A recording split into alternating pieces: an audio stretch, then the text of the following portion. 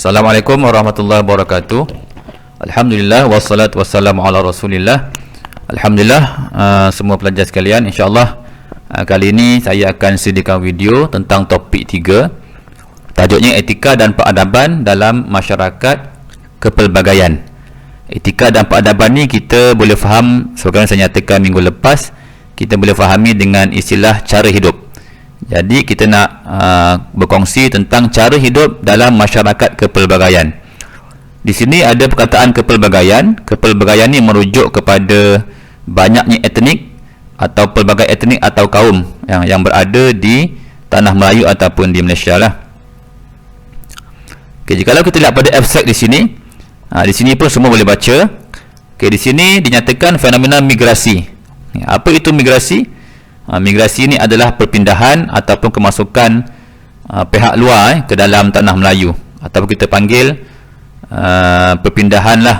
Contohnya macam zaman British, kemasukan India, kaum India dan juga Cina tu ke alam Melayu, itu merupakan proses migrasi, dan daripada situlah wujudnya kepelbagaian. Jadi ataupun dari situ itu tidak dapat dipisahkan dalam mengupas etika dan peradaban dalam masyarakat kepelbagaian. Jadi nak katanya proses kepelbagaian tu bermula daripada adanya kemasukan pihak luar ke dalam alam Melayu lah. Okey, hasil pelajaran pada kali ini sini boleh baca, iaitu pertama menjelaskan proses pembentukan etika dan peradaban.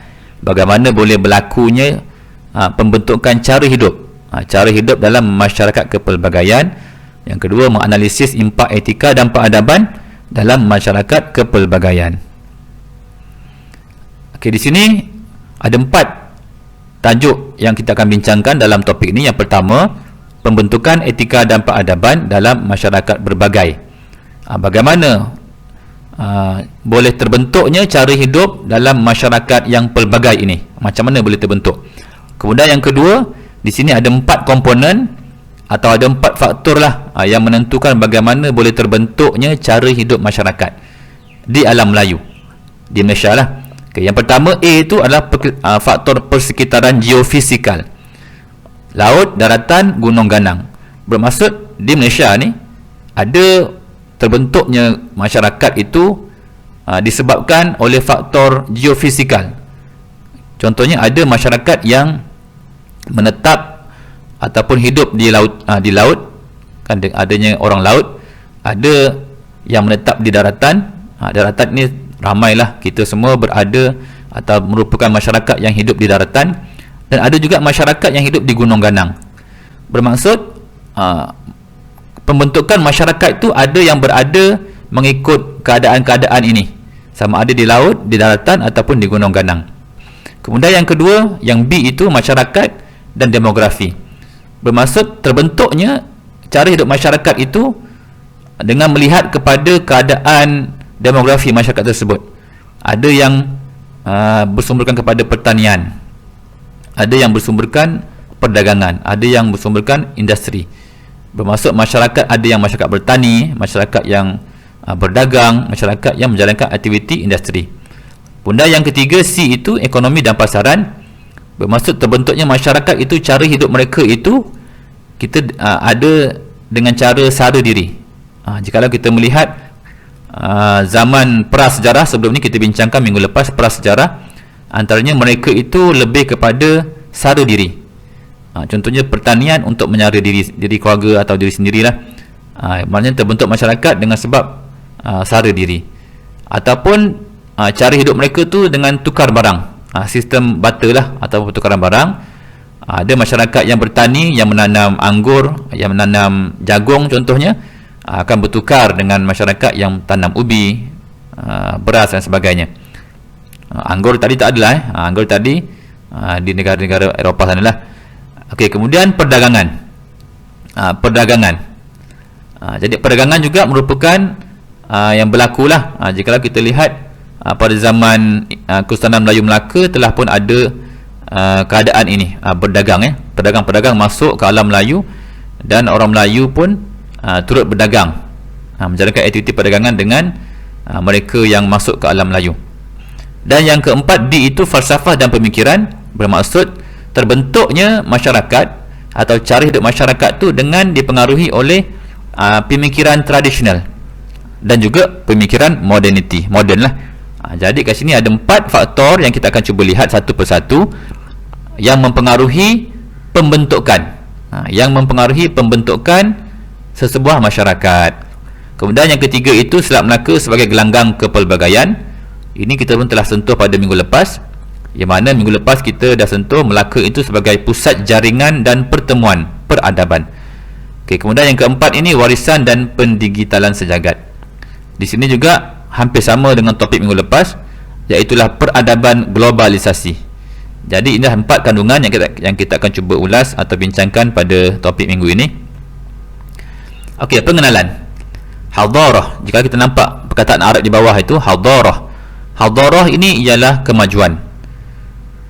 Selain daripada hadarah bermaksud kemajuan, peradaban itu juga merupakan perkataan serapan daripada bahasa Arab. Begitu juga tamadun. Jadi dalam bahasa Arab ada 3 istilah yang menggambarkan tentang kemajuan: peradaban, tamadun, hadarah. Ada 3 istilah yang menggambarkan tentang kemajuan. Sebelum kedatangan agama Islam ini, perkataan yang digunakan untuk membawa maksud peradaban di alam Melayu ini adalah budaya. Budaya yang bertunjangkan kepada keluhuran nilai dan kehalusan budi pekerti. Jadi selain daripada budaya itu juga, perkataan yang digunakan adalah kemajuan atau pembangunan. Tetapi jikalau kita menyebut istilah kemajuan atau pembangunan dan tamadun, maka manakah istilah yang lebih luas maksudnya? Di sini dinyatakan tamadun itu maksudnya lebih luas berbanding perkataan kemajuan. Kemajuan, kalau kita sebut kemajuan, biasanya kita akan tergambar kemajuan dari aspek pembangunan, kan, pembangunan binaan dan sebagainya. Tapi kalau kita sebut tamadun, maka tamadun itu merupakan satu istilah yang luas maksudnya, yang merangkumi kemajuan fizikal seperti binaan bangunan, termasuk juga kemajuan dari aspek rohaninya, kan, keilmuan, nilai-nilai tingkah laku yang tinggi dan sebagainya. Maka tamadun itulah yang paling tepat, yang menggambarkan tentang cara hidup masyarakat dalam aspek kemajuan lah. Jadi selepas Islam datang ataupun datangnya pengaruh daripada Timur Tengah itu membawa ajaran Islam, maka istilah-istilah Arab ini mula diserap dan digunakan dalam bahasa Melayu, seperti hadarah, peradaban dan ketamadunan. Di sini nyatakan maksud etika dan peradaban. Kita telah membincangkan etika dan peradaban ini pada minggu yang pertama, iaitulah etika dan juga adab. Kita bincang minggu yang pertama, minggu yang kedua. Jadi di sini nyatakan etika ini adalah prinsip moral atau nilai-nilai akhlak, adat, sopan santun dan sebagainya. Kita pernah bincang tentang prinsip. Apa itu peradaban? Peradaban pula adalah sistem dan tahap perkembangan sosial sesuatu bangsa. Nak katanya etika itu adalah prinsip moral dari segi tingkah lakunya. Peradaban ini pula adalah sistem dan tahap perkembangan sosial. Nak katanya bagaimana keadaan satu masyarakat itu dari segi perkembangan sistem kehidupan masyarakat. Mungkin melibatkan pemerintahan, melibatkan budaya sosial tersebut, budaya masyarakat, dan apa sahaja yang berkaitan satu masyarakat itu. Maknanya sistem yang mempengaruhi perkembangan masyarakat tersebut, itu adalah peradaban lah kita panggil. Okey, pembentukan etika dan peradaban dalam masyarakat kepelbagaian. Kita pun telah bincang minggu lepas. Negara kita Tanah Melayu ni telah pun dimasuki sekurang-kurangnya 6 peradaban. Peradaban daripada Asia ada 3, India, China dan Timur Tengah. Peradaban dari Barat ada 3 juga kita bincangkan, Portugis, Belanda dan British. Maka ke-6 peradaban yang telah pun memasuki Tanah Melayu ini telah pun meninggalkan kesan-kesan tertentu, dan di sinilah maka daripada kesan tadilah yang terbentuknya percampuran yang akhirnya melahirkan satu bentuk etika dan peradaban, atau satu bentuk cara hidup masyarakat dalam negara kita, ataupun kita panggil masyarakat kepelbagaian. Yang pertama, sistem kepercayaan dan agama. Kita pun telah belajar kemasukan tamadun India telah membawa agama Hindu dan Buddha. China juga membawa agama Buddha. Timur Tengah membawa agama Islam. Maka sekurang-kurangnya ada 3 agama yang telah pun berada di alam Melayu, maka itu pun telah melihat atau menunjukkan adanya kepelbagaian dari aspek sistem kepercayaan dan agama. Begitu juga penempatan masyarakat. Sebelum kedatangan penjajah atau pada zaman pra-kolonial, masyarakat Melayu kita boleh katakan hanyalah yang berada di alam Melayu hanyalah bangsa Melayu. Tapi pada zaman penjajah British contohnya, telah bawa masuk secara besar-besaran buruh daripada China dan India. Maka itu telah memberi kesan kepada penempatan masyarakat. Kita pun telah belajar India telah ditetapkan atau telah diletakkan di bahagian ladang-ladang atau estate. Buruh Cina pula diletakkan di pelombongan untuk tujuan pelombongan di bandar-bandar dan sebagainya. Melayu pula di tanah, di kampung. Maka kat sini berlaku penempatan masyarakat, penempatan tertentu untuk bangsa tertentu. Itu kesan daripada kemasukan penjajah yang akhirnya memberi kesan dalam pembentukan masyarakat dari aspek penempatan lah. Kemudian peningkatan kualiti kehidupan dan peningkatan jangka hayat, sistem organisasi dan institusi yang teratur. Kita pun belajar minggu lepas, British merupakan penjajah yang paling banyak meninggalkan kesan dalam aspek sistem organisasi ataupun pemerintahan, dengan wujudnya sistem residen, kemudian negeri-negeri selat, negeri bersekutu, tak bersekutu dan sebagainya. Maka itu pun telah membentuk cara hidup masyarakat dalam konteks masyarakat Malaysia yang kepelbagaian ini. Kemudian bahasa yang serumpun dengan satu sistem tulisan yang tersendiri, adanya sistem tulisan. Kita pun telah pelajari dengan kemasukan penjajah Portugis, telah memperkenalkan sistem tulisan Rumi. Begitu juga tulisan Jawi, dengan kemasukan tamadun Timur Tengah, telah memperkenalkan tulisan Arab, yang mana akhirnya membentuk juga tulisan Jawi. Maka itu kesanlah dari segi kemasukan peradaban yang pelbagai, akhirnya membentuk masyarakat kepelbagaian. Sistem perundangan yang teratur, daya reka cipta, kelahiran dan perkembangan daya kreativiti lah. Okey, di sini kita lihat berkaitan faktor pertama tadi. Faktor pertama yang mempengaruhi pembentukan sesebuah masyarakat. Tapi di sini kita melihat dari aspek geofisikal ataupun keadaan bentuk muka bumi lah, kita panggil. Biasanya suatu etnik itu dia ada berkaitan sejarah, tradisi dan budaya dengan persekitaran kawasan geografi tertentu. Kita pun sudah maklum. Ada kat Malaysia pun ada masyarakat yang tinggal di atas laut, kan? Ada yang tinggal di gunung atau di tanah tinggi, ada juga yang tinggal di daratan. Maka kat situlah mempengaruhi pembentukan masyarakat pada kawasan-kawasan tersebut. Lihat di sini juga. Yang ketiga itu sumber dan produk pertanian dari alam Melayu menjadi asas dagangan dengan peradaban lain. Ini boleh baca. Tapi poin pentingnya ialah masyarakat itu terbentuk dengan dipengaruhi oleh faktor alam lah, faktor bentuk muka bumi. Tadi laut, daratan dan juga gunung ganang. Okey, di sini dinyatakan, kat sini boleh baca. Yang ketiga itu dinyatakan persekitaran tanah Melayu memiliki iklim dan kedudukan geografi yang terlindung dari bencana alam. Maka dengan kedudukan alam Melayu ini yang begitu strategik, boleh kita katakan terlindung daripada gempa bumi, lingkaran api Pasifik dan sebagainya, maka bumi ataupun alam Melayu ini merupakan alam yang selamat dan sangat strategik lah. Sehingga kan keadaan-keadaan yang begini telah pun membentuk masyarakat Melayu untuk tidak bekerja terlalu keras kerana tidak menghadapi keadaan-keadaan gempa bumi, lingkaran letupan gunung berapi dan sebagainya. Maka keadaan fizikal kita di alam Melayu ni lebih, ataupun di tanah Melayu ni di Malaysia lebih relax berbanding mereka yang berada contohnya di kawasan Indonesia, kawasan yang terdapat gunung berapi. Sesekali gunung berapi meletus, mereka perlu kerja keras, contohnya terpaksa berpindah, kemudian akhirnya membentuk kehidupan masyarakat semula. Maka mereka sudah terbiasa dengan keadaan-keadaan begini, akhirnya membentuk diri dan sikap mereka yang lebih bersedia untuk menghadapi keadaan-keadaan yang sedemikianlah. Berbanding kita di Malaysia tidak terdedah dengan keadaan-keadaan letupan gunung berapi, gempa bumi dan sebagainya, maka kita lebih relax dan tidak terlalu bekerja keras dengan keadaan muka bumi kita yang kaya dengan sumber alam. Sebagaimana kita bincang minggu lepas, dipanggil sebagai Suvarna Bumi, semenanjung emas oleh tamadun India. Okey, yang kedua, masyarakat dan demografi. Masyarakat bermaksud sekelompok orang yang membentuk sebuah sistem interaksi. Di sini berkaitan apakah yang dikatakan masyarakat. Masyarakat itu ialah satu kelompok yang ada membentuk sistem interaksi sosial. Adanya hubungan di antara individu dalam kelompok tersebut lah. Jikalau tiadanya interaksi, maka tidak dipanggil sebagai masyarakat.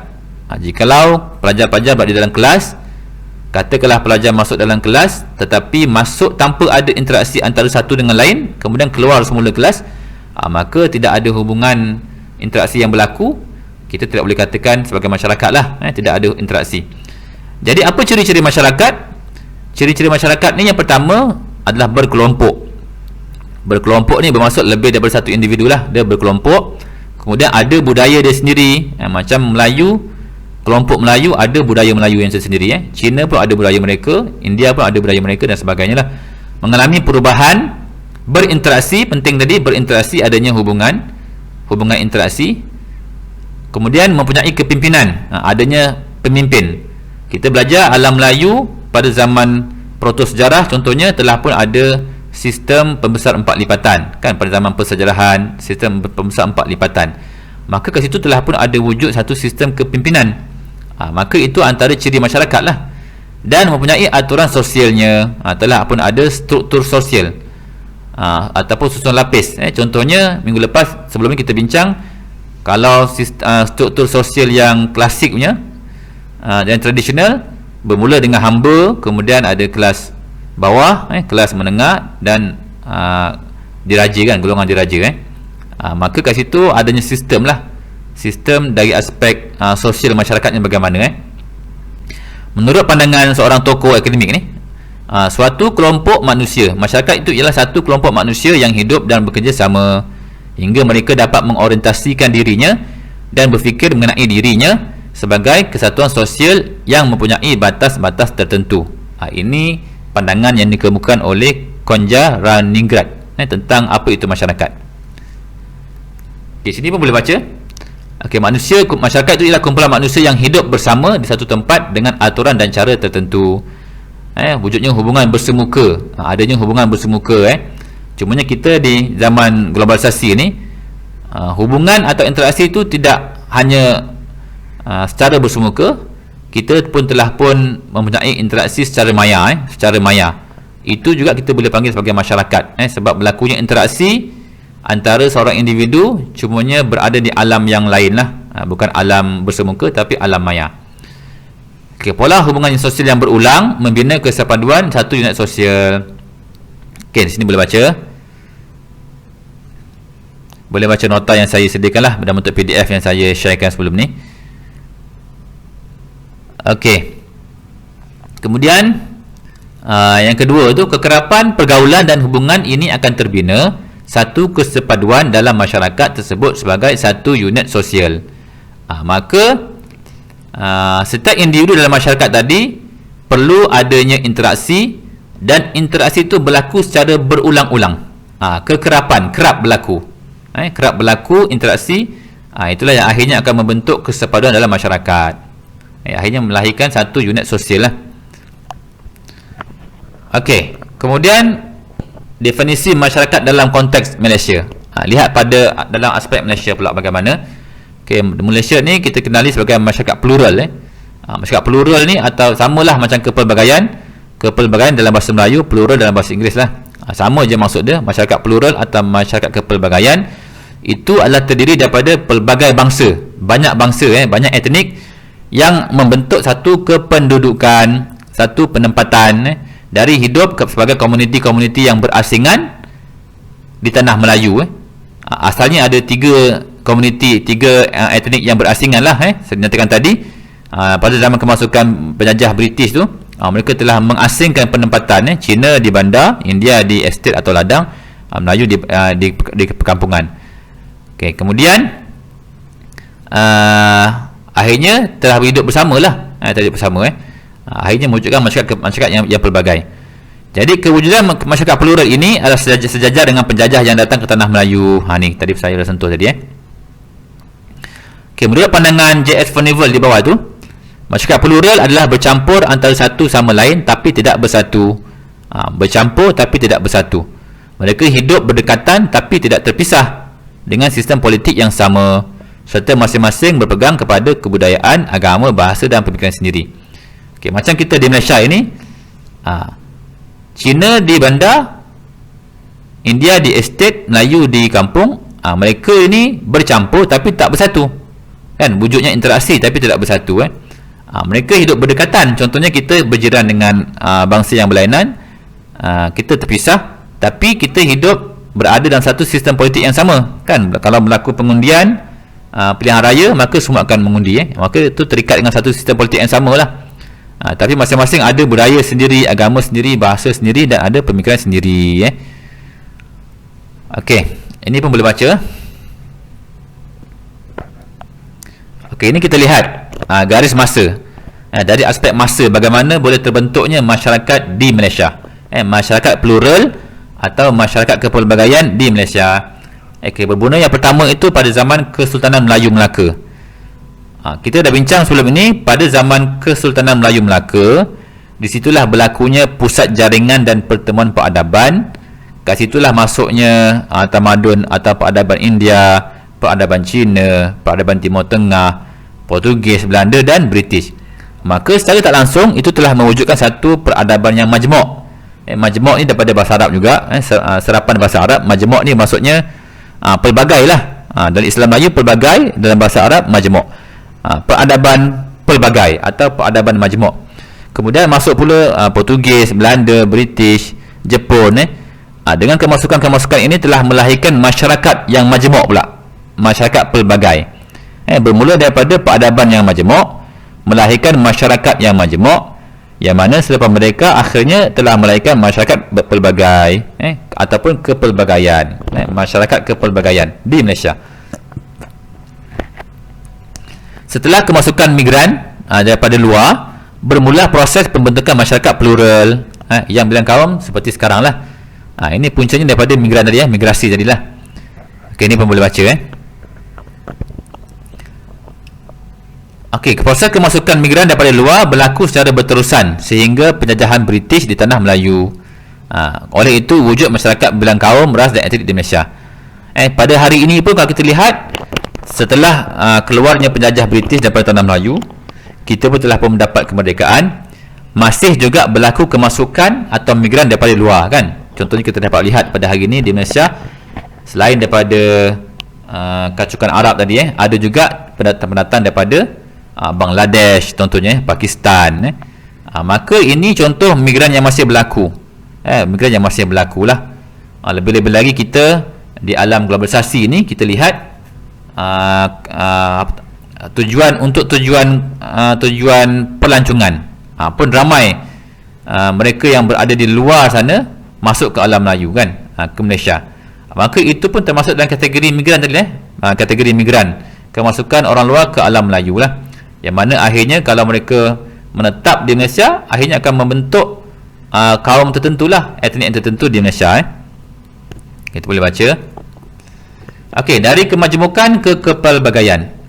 Tadi kita dah tengok tadi dari segi aspek masa, bagaimana bermula daripada peradaban majmuk di Melaka, akhirnya melahirkan masyarakat majmuk, yang mana akhirnya juga melahirkan kepelbagaian selepas merdeka.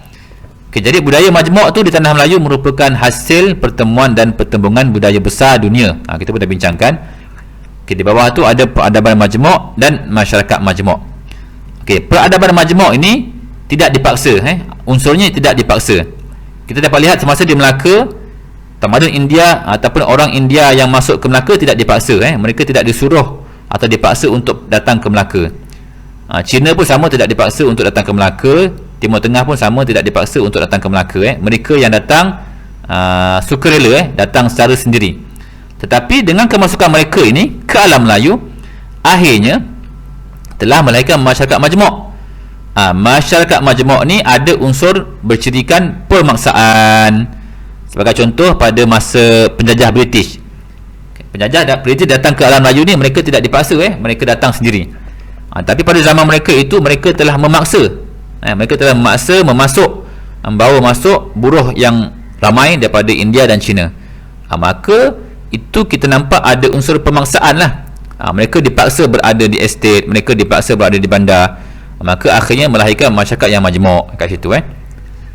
Okey, di sini ada 4 jenis interaksi, 4 jenis hubungan yang berlaku dalam masyarakat pelbagai. Okay, yang pertama, segregasi. Apa itu segregasi? Segregasi ni ialah yang pertama berlakunya pemisahan dan pengasingan antara etnik dengan etnik yang lain. Hubungan segregasi ni berlaku pada zaman penjajah lah. Berlaku pengasingan India, golongan India di estate, Cina di bandar, Melayu di kampung. Berlaku pengasingan penempatan. Berlaku juga pengasingan pemisahan tempat tinggal, pendidikan, pengangkutan dan kemudahan awam. Berlaku pemisahan. Jadi keyword dia pada segregasi ni ialah pengasingan atau pemisahan. Kemudian hubungan interaksi yang kedua namanya akomodasi. Akomodasi ni menerima. Menerima, sudah mula ada unsur-unsur tolak ansur. Penerimaan, menerima terhadap norma dan nilai etnik lain, dan tak menggugat budaya masing-masing. Cina dapat menerima budaya Melayu, Melayu dapat menerima budaya Cina dan India sebagainya, dan masing-masing tidak menggugatlah budaya masing-masing.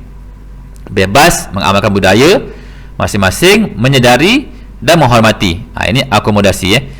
Okay, kemudian yang ketiga, asimilasi. Asimilasi ini ialah proses integrasi sehala yang menghasilkan satu kelompok masyarakat yang ada satu budaya, satu bahasa dan satu agama. Di Malaysia, cuba kita fikirkan, adakah Malaysia ini berlaku hubungan asimilasi secara mutlak? Iaitulah di Malaysia ni ada satu budaya sahaja, ada satu bahasa sahaja dan ada satu agama sahaja. Kalau kita melihat kepada keadaan semasa sekarang di negara kita, jawapannya tidak berlaku hubungan asimilasi. Sebab kat Malaysia kita lihat ada budaya Cina, budaya Melayu, budaya India. Bukan satu, banyak budaya. Bahasa pun banyak kat Malaysia ni. Bahasa Melayu, bahasa Kantonis, bahasa Mandarin, bahasa Tamil, bahasa Jawa dan sebagainya. Maka banyak bahasa, bukan satu saja bahasa. Begitu juga agama pun banyak juga. Ada agama Islam, agama Hindu, Buddha, Kristian dan sebagainya. Maka dengan wujudnya kepelbagaian dari segi budaya, kepelbagaian dari segi bahasa, kepelbagaian dari segi agama, maka tidak wujud asimilasi. Tetapi asimilasi budaya dan asimilasi struktur di Malaysia ni kita boleh katakan ada. Apa maksud asimilasi budaya?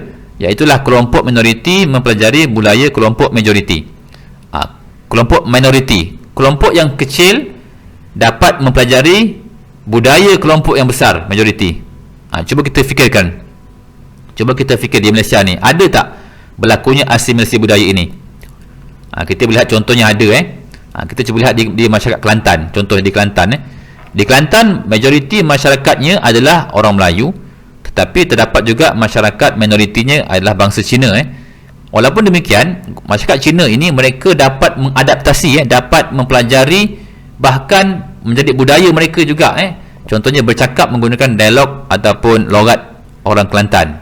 Maka kat situ kita dapat lihat minoriti dapat menyerap, dapat mempelajari budaya masyarakat majoriti. Okey, asimilasi struktur ni maksudnya kelompok minoriti, kelompok yang sedikit ini berjaya menyertai institusi utama dan aktiviti sosial dalam masyarakat yang ramai tadi. Ini lebih kepada bersifat kepimpinan lah. Kita boleh lihat contohnya dalam aspek politik. Sebagai contoh kita dapat lihat contohnya macam parti politik yang namanya DAP. DAP ni parti yang dianggotai oleh majoriti masyarakat Cina, kan? Tapi dalam masa yang sama terdapat juga daripada orang Melayu, bangsa Melayu. Jadi dalam DAP tu Melayu adalah minoriti. Tapi walaupun demikian, terdapat juga masyarakat minoriti di DAP itu, orang bangsa Melayu contohnya, telah pun berjaya menyertai institusi tersebut sebagai pemimpin utama, kan? Berlaku di DAP. Itu sebagai contohlah. Okey, yang keempat, ini adalah hubungan interaksi yang paling baik lah, yang paling bagus, namanya amalgamasi. Amalgamasi. Kenapa bagus? Kerana di sinilah telah merupakan proses proses percantuman melalui biologi, perkahwinan campur.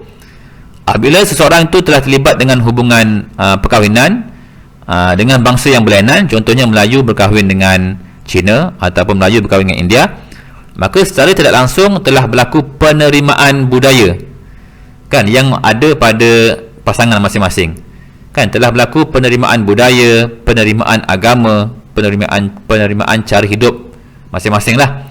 Maka kat situlah berlakunya interaksi yang paling tinggi, namanya amalgamasi. Okay, kemudian segmented asimilasi ni di Malaysia, dasar pembinaan negara bangsa terbina berdasarkan integrasi. Oleh kerana identiti setiap etnik disubur dan dikekalkan dari 4 proses di atas, segmented asimilasi kerap berlaku. Mereka mempertahankan ciri-ciri keetnikan walaupun menerima budaya tempatan dan sejagat. Okey, inilah ada 4 bentuk hubungan antara etnik yang berlaku di negara kita. Okey, ini adalah jadual skema proses hubungan etnik di Malaysia. Kita tidak baca secara semuanya, tapi boleh baca sendirilah. Kita lihat contoh dekat bawah tu, amalgamasi. Nama hubungan ataupun tahap putaran antara etnik itu namanya amalgamasi. Okay, apa nilai yang ada dalam amalgamasi ni? Ialah nilai meraihkan bersatu dalam kepelbagaian. Bersatu dalam kepelbagaian. Maksudnya ada, tadi kan kita dah maklum tadi, amalgamasi adalah interaksi yang paling tinggi. Maka kat situ berlakunya saling meraihkan antara etnik, bersatu dalam masyarakat yang pelbagai, dan berlakunya hubungan interintegrasi. Okay, kemudian bentuk hubungan sosialnya adalah keterikatan. Dia terikat. Contohnya pasangan yang berkahwin dengan bangsa yang berlainan, dia terikat antara satu sama lain, kan. Kemudian kalau kita ada pada aspek kesepaduan sosial tu sangat baik. Memang sangat baik lah, sebab berlaku hubungan penyatuan, kan. Sangat baik. Tapi kalau yang ke atas tu, dysfunctional sosial, maksudnya bila tidak berlaku fungsi sosial atau tidak berfungsi, sistem interaksi antara masyarakat tidak berfungsi dengan baik, maka apa akan berlaku? Keruntuhan, kan, risiko berlaku rusuhan kaum, contoh, kan, konflik. Maka ini sangat tidak baik, sangat tidak baik. Okay. Ekonomi dan pasaran, kita pun sudah maklum. Masyarakat tadi, antara faktornya boleh terbentuk masyarakat itu dengan melihat daripada aspek ekonomi dan pasaran. Pada zaman sebelum penjajah datang, pra-kolonial, masyarakat Melayu mengamalkan ekonomi sara diri. Sara diri sahaja, tidak ada perdagangan, industri, hanya lebih bersifat sara diri untuk keperluan hidup sajalah. Tapi pada zaman penjajah datang, dah mula ada pembukaan lombong biji timah dan ladang. Dan juga masuknya juga secara besar-besaran buruh dari China dan India. Maka itu telah mengubahlah, dari sara diri telah pun wujud bentuk perlombongan dan perladangan. Okey, kemudian pada zaman selepas penjajah, Malaysia telah mendapat kedaulatan, maka telah bermula usaha negara kita ni, Malaysia, untuk menyusun semula masyarakat yang tadi telah pun berlaku pengasingan dari segi penempatan tadi, kan. Masyarakat Cina berada di bandar, contohnya. Jika kita melihat antara 3 kaum terbesar ini, manakah ekonomi yang paling kita lihat majulah berbanding antara 3 ni? Kalau Cina berada di bandar berbanding India yang berada di ladang, orang Melayu yang berada di perkampungan, manakah ekonomi yang paling maju? Pasti kita akan berkata bandar. Maka apabila bandar itu ramai diduduki oleh bangsa Cina, maka tidak berlaku keseimbangan dalam aspek ekonomi, yang mana itu perlu disatukan semula, perlu disusun semula supaya tidak berlaku perbezaan yang ketara antara setiap etnik dari aspek ekonomi dan pasaran. Okey, ini boleh baca. Ekonomi tanah Melayu terus berkembang. Okey, boleh baca. Okey, ni pun boleh baca. Pada era kolonial, kemunculan Inggeris telah membawa perubahan masyarakat. Tadi kita telah nyatakan tadi, mereka telah membawa masuk China dan India secara besar-besaran tadi. Okey, ni pun boleh baca juga. Okey, selepas negara kita mendapat kedaulatan atau kemerdekaan, kesan daripada kependudukan atau penempatan masyarakat pelbagai etnik yang tidak tersusun, maka dengan sebab itu telah melahirkan sektor ekonomi juga yang tidak seragam, tidak seimbang. Maka tugas pemerintah kerajaan Malaysia pada peringkat awal dahulu ialah untuk menyusun semula sistem masyarakat. Lalu dia perkenalkan namanya dasar ekonomi baru, DEB. Dasar ini diperkenalkan oleh Tun Abdul Razak, bapa kepada Datuk Seri Najib, merupakan Perdana Menteri yang kedua lah. Jadi apa objektif DEB ni? Ada dua sahaja yang utama, untuk membasmi kemiskinan, yang kedua untuk menyusun semula masyarakat. Basmi kemiskinan, ramai miskin. Ramai juga miskin tu daripada kalangan orang Melayu, orang India, orang Cina pun ada juga. Kemudian nak menyusun semula masyarakat. Okey, ini adalah contoh data yang diambil pada tahun 1991. Kenapa ambil data pada tahun 1991? Kerana dasar DEB ni diunjurkan untuk tempoh 20 tahun, bermula tahun 70 hingga tahun 90. Maka perlu melihat pada tahun 91 lah dia punya datanya, apa pencapaiannya. Okey, kalau lihat pada kadar kemiskinan tu, secara keseluruhannya masyarakat Malaysia ni pada tahun 70-an tu, pada tahun 70 adalah sebanyak 49.3% yang miskin. Tapi disasarkan pada tahun 90 telah berkurang kepada 16.7. Adakah tercapai? Adakah tercapai? Kita boleh menilai sendirilah pada hari ini bagaimana adakah tercapai dasar ekonomi baru ini. Kemudian lihat pada pemilikan equity korporat pula. Bumi Putera amat sedikit pemilikan equity, 24% sahaja. Tapi disasarkan pada tahun 90 telah meningkat kepada 30%.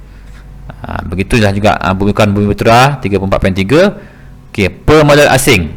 Per modal asing ni yang paling ramai, yang paling banyak peratusan dia 63.3%. Tapi dengan dasar ekonomi baru ini cuba dikecilkan pemegangan equity oleh pemodal asing ini kepada 30%. Kalau kita lihat pada konteks hari ini, negara kita dipecahkan dalam aspek ekonomi ni ataupun pendapatan kan masyarakat kita kepada tiga struktur, iaitulah B40, B40 ataupun M40, M40 ataupun T20, T20 kan. Kita lihat pada zaman pandemik kan COVID-19 ni, berlakunya kemerosotan dalam ekonomi, berlaku pemecatan atau pemberhentian pekerja-pekerja, berlaku penutupan kedai-kedai, syarikat-syarikat dan sebagainya, maka telah memberi efek kepada sumber pendapatan masyarakat. Apa kesan dia? Kesannya jumlah B40, B40 semakin besar lah. Semakin besar. Golongan M40 pun ramai juga yang telah pun memasuki kelompok B40 kan, dari aspek pendapatan. Okey, falsafah dan pemikiran. Faktor yang keempat, bagaimana terbentuknya masyarakat di alam Melayu ini dengan melihat kepada aspek pemikiran. Ada masyarakat yang terikut dengan pemikiran tradisional, ada masyarakat yang terikat dan ikut falsafah pemikiran moden. Apa beza dia? Beza dia, tradisional itu kita boleh katakan adanya pengaruh dari Timur Tengah lah, Islam. Contoh macam Ibn Khaldun, seorang Muslim dan sebagainya lah. Apa kata Ibn Khaldun? Berpendapat ilmu perlu diintegrasikan ilmu agama dan ilmu alat. Dan katanya ilmu fardu ain, ilmu agama tu, dan ilmu alat ini ilmu fardu kifayah, perlu digabungkan. Maka baru boleh melahirkan satu cara hidup yang harmoni dan majulah. Kalau kita hanya berpegang kepada ilmu agama semata-mata tanpa ada ilmu alat, ilmu cara mengenal kehidupan, ilmu untuk memajukan masyarakat, memajukan diri, maka akan susahlah kehidupan, akan susahlah mendapat atau mencapai tahap tamadun tadi. Tapi apabila ada integrasi agama dan alat, maka berlakulah kesepaduan dalam keilmuan, baru boleh mencapai nilai peradaban yang sepatutnya lah. Okey, yang moden ini ialah berpandangan manusia berhak menentukan matlamat hidupnya dan berhak memilih cara bagaimana untuk mengecapi matlamat tersebut. Okey, kalau kita lihat lagi, kita ingat minggu lepas kita bincang tentang satu bentuk pemikiran yang berlaku di Eropah, kesan daripada zaman kegelapan. Namanya pemikiran apa kalau masih ingat? Iaitulah pemikiran sekularisme. Apa itu sekularisme? Sekularisme ni ialah satu bentuk pemikiran yang memisahkan pengaruh ataupun agama itu sendiri daripada kehidupan manusia. Berlaku pemisahan. Manusia berhak menentukan apa sahaja untuk mereka hidup kat dunia ini tanpa ada campur tangan agama. Jika kita meneliti pemikiran sekularisme ini, hampir sama dan boleh katakan samalah dengan falsafah pemikiran moden. Kan mengatakan apa? Manusia itu berhak menentukan matlamat hidupnya sendiri. dan berhak pilih cara bagaimana untuk mencapai matlamat hidup tadi. Itu adalah pengaruh daripada pemikiran sekularisme yang dibawa oleh penjajah yang memasuki alam Melayu. Maka ini juga telah membentuk bagaimana cara berfikir masyarakat dalam negara kita. Okey, Selat Melaka sebagai gelanggang kepelbagaian, ini kita telah bincang minggu lepas. Melaka sebagai pusat pertemuan dan jaringan peradaban, samalah di sini berlakunya interaksi, kan, hubungan antara satu budaya, satu peradaban dengan peradaban yang lain. Akhirnya melahirkan masyarakat kepelbagaian dari segi budaya, adat, Islam dan sebagainya lah. Okey, di sini tentang aspek yang menyumbang kepada zaman keagungan Melaka, aspek pemerintahannya, kemudian adanya perdagangan, kependudukan dan kepelbagaian budaya. Ini 4 aspek yang menyumbang kepada Melaka itu sendiri mencapai zaman keagungannya. Boleh bacalah. Okey, masyarakat majmuk pada zaman penjajah Inggeris atau British, mereka masuk ke alam Melayu ni membawa 3 tujuan secara serentak. Apa itu? Matlamat keagamaan, iaitu membawa pengaruh nilai keagamaan itu atau pemikiran mereka ataupun sekularisme, fahaman sekularisme, kemudian kekayaan dan kemegahan. Mereka membawa Kristian dan sekularisme, kekayaan dan kemegahan. Pemisahan antara agama dan sains. Pemisahan ini namanya sekular tadi, sekularisme. Pemisahan antara agama dan sains yang telah berlaku tu pada zaman kegelapan telah mempengaruhilah alam Melayu ni dengan kedatangan mereka. Mereka penjajah British ni membawa sekali fahaman mereka ke alam Melayu. Okey, ni boleh baca. Okey, ni pun boleh baca juga. Okey, kalau lihat kat sini, menjelang tahun 1931, penduduk bukan Melayu telah pun melebihi penduduk Melayu di alam Melayu pada tahun 1931. Ini kesan daripada kemasukan besar-besaran pada zaman penjajah British tu, yang mana akhirnya telah berkembang dan jumlah mereka telah melebihi daripada penduduk asal atau orang Melayu. Okey, warisan dan pendigitalan sejagat. Ini sama macam minggu lepas, iaitu tamadun atau peradaban globalisasi. Teknologi maklumat dan media digital yang dikuasai oleh Barat satu cabaran besar kepada seluruh peradaban manusia dan mempengaruhi nilai dan nilai masyarakat kepelbagaian. Ini pun kita boleh baca lah. Okey, penutup. Okey, apa penutupnya? Kita baca yang pertama dulu. Penutupnya pada topik hari ini ialah peradaban itu ataupun kemajuan dalam kehidupan masyarakat itu secara umumnya adalah berkaitan pencapaian dan pembangunan dalam segala yang berlaku dalam masyarakat tersebut, sama ada aspek perlakuannya telah mencapai kemajuan, pemikirannya telah mencapai kemajuan, baik halus dan sopan santun ke arah pembentukan pribadi dan komuniti yang memiliki personality, tata susila dan budi pekerti yang terpuji, yang mana akhirnya dapat membentuk masyarakat atau negara bangsa. Itulah namanya peradaban lah. Menunjukkan ciri-ciri kemajuan dan pembangunan dalam semua aspek berkaitan kemasyarakatan. Itu namanya peradaban lah. Okey, kemudian yang 2, 3, 4, 5 boleh baca lah. Boleh baca. Yang kelima itu pendedahan terhadap mengenali latar belakang etika dan peradaban masing-masing, boleh memupuk rasa persefahaman antara satu sama lain.